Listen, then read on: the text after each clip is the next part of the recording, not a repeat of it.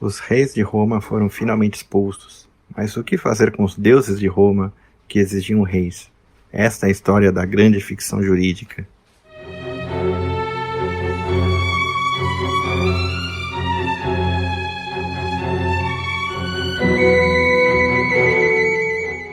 Os romanos sempre foram os grandes mestres do direito e da guerra. Quando expulsaram os reis, como mestres do direito, eles se viram com uma questão bem complicada para a antiguidade. Por quê? Como eu falei, o rei, além de ter o comando civil, o imperium, o poder de liderar o exército romano, o poder de condenar um cidadão à morte fora da cidade, dentro da cidade tinha que seguir o processo legal, ainda que Tarquínio estivesse cantando e andando para isso. O rei tinha uma função religiosa, o rei era o sumo sacerdote da cidade. Os reis de Roma eram reconhecidos pelos deuses de Roma. O próprio fundador da cidade, Rômulo, recebeu uma autorização divina para fundar a cidade. O próprio Rômulo se tornou um deus ele mesmo, Então, e aí? Os reis foram expulsos. Como é que fica isso?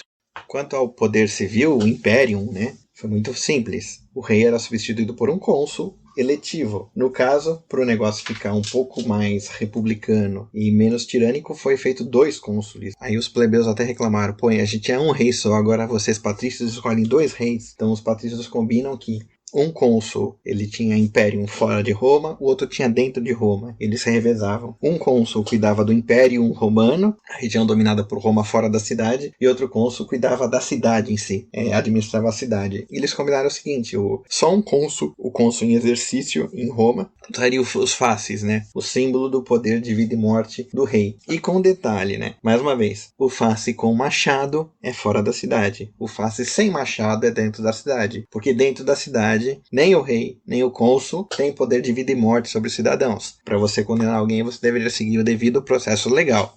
Então as críticas que os plebeus fizeram aos patrícios foram meio solucionadas por esse revezamento do exercício do cargo de cônsul. Então isso foi muito pacífico. O rei passou o cargo dele para os cônsules, e os cônsules eram eleitos pelo comício do povo. Lembrando mais uma vez, não sei se era verdade ou não, mas havia também aquela talvez ficção histórica de que o rei era eleito pela Assembleia do Povo e autorizado pelo Senado. Então basicamente a troca de reis para cônsules foi muito simples e muito pouco traumática nesse ponto, porque os reis também eram escolhidos pelo povo, não era dinastia no sentido propriamente dito, ainda que os Tarquínios tenham conseguido fazer uma dinastia, de 2 pessoas, 2 gerações só, com Sérvio Túlio de cunhado, mas isso não foi muito traumático, Os reis eram chancelados pelo povo, então o povo continuou chancelando.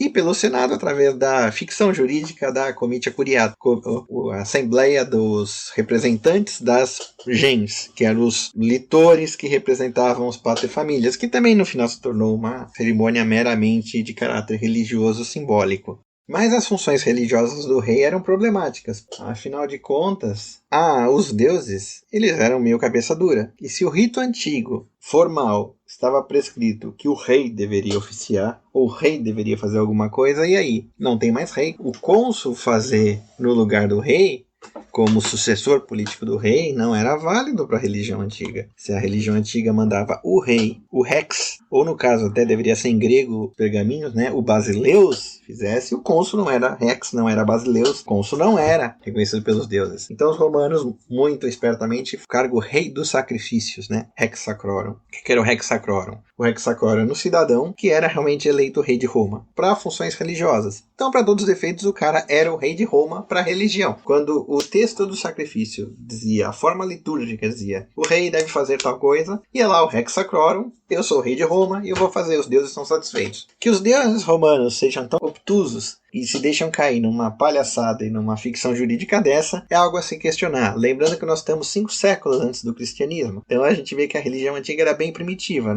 Hoje em dia, nem o menor dos juízes se deixaram enganar por isso, quanto mais os deuses, que protegem a cidade. E para evitar com que houvesse qualquer pretensão, o rex sacrorum era cercado de várias limitações. Então o rex sacrorum, ele não podia exercer cargo público, ele tinha limitações para sair de Roma, ele tinha limitações porque ele tinha que se casar, ele tinha que se casar com uma mulher que se tornava Regina Sacrorum, a rainha dos sacrifícios também, formava uma família. Não podia várias coisas, entendeu? Assim, era um cidadão que praticamente morria para a política. Era um cargo bacana para quem realmente fosse devoto, ainda que a religião antiga não tivesse muita devoção, mas ele morria para a política realmente. Para quê? Para que não houvesse nenhuma pretensão do rex sacrorum realmente tomar o poder e se tornar rei de Roma, né? Unindo o poder religioso que ele tinha ao poder, vamos dizer assim, ao poder civil que ele poderia pegar com o nome rei, né? Os romanos passaram a temer muito a palavra rei. Muito. Lembrando mais uma vez que César foi morto sobre a alcunha de querer se tornar rei. Júlio César realmente pensou que esses antigos tabus de não haver rei em Roma, né, já haviam sido extintos, mas não, eles eram muito fortes.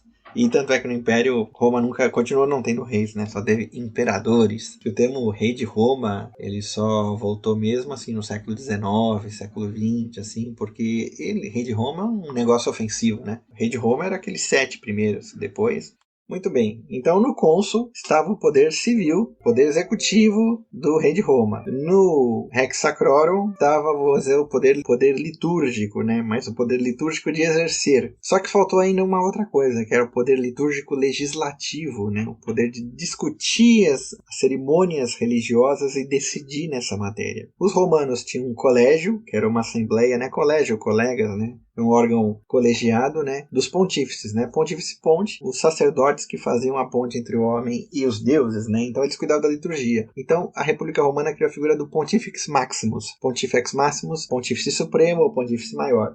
O Pontífice Maximus liderava o colégio dos sacerdotes, especialmente dos sacerdotes de maior nível, que eram os pontífices.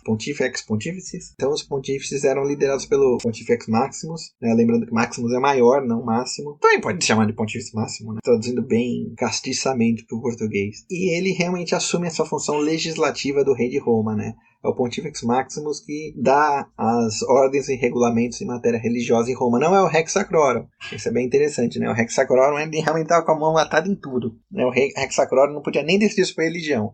Ele só ia lá e executava, né? Ele era só o rei para executar. Agora, quem era o rei para decidir era o Pontifex Maximus, liderando o colégio dos pontífices. Cumpre lembrar uma coisa, que no cristianismo, né, o título Pontifex Maximus passou para o Papa, né?